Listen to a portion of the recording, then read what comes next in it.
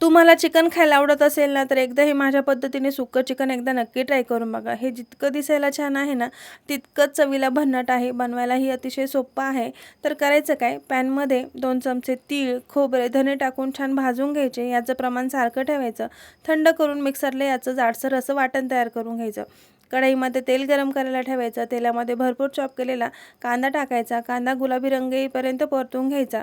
अद्रक आणि लसूण चॉप करून किंवा पेस्ट टाकली तरी चालते, परतून घ्यायचा. एक टोमॅटो चॉप करून टाकायचा. चवीपुरतं मीठ टाकायचं. याने टोमॅटो लवकर मऊ पडतो. आवडीनुसार काही बेसिक मसाले टाकायचे.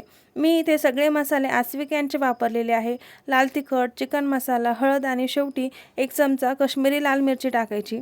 आस्विक यांचे मसाले वैदिक तंत्रज्ञानाचा वापर करून तयार केले जातात. उखळामध्ये कुटून हाताच्या चक्कीवर दळले जातात. नेहमीच्या मसाल्यांपेक्षा आस्विक यांचे मसाले कमी प्रमाणात लागतात, कारण यामध्ये नैसर्गिक तेलाचे प्रमाण अधिक असल्यामुळे चव आणि सुगंध जास्त आहे. आणि जे लसूण कांदा खात नाही त्यांच्यासाठी तर खूप चांगले आहे, कारण यात लसूण कांदा वापरला जात नाही. तुम्हालाही हे मसाले मागवायचे असेल तर कॅप्शनमध्ये त्यांची वेबसाईट मेन्शन केलेली आहे, तर मागवू शकता. मसाले शिजण्यासाठी थोडं पाणी टाकायचं. मसाल्यांना छान तेल सुटलं की अर्धा किलो स्वच्छ धुतलेलं चिकन यात टाकायचं. मिक्स करून घ्यायचं. 2-3 हिरव्या मिरच्या उभ्या चिरून टाकायच्या.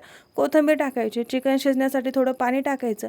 केलेलं वाटण टाकायचं. झाकण ठेवून छान चिकन शिजवून घ्यायचं. वरतून भरपूर कोथिंबीर टाकायची. तयार झालं सुक्कं चिकन. हे भातासोबत, भाकरीसोबत खूप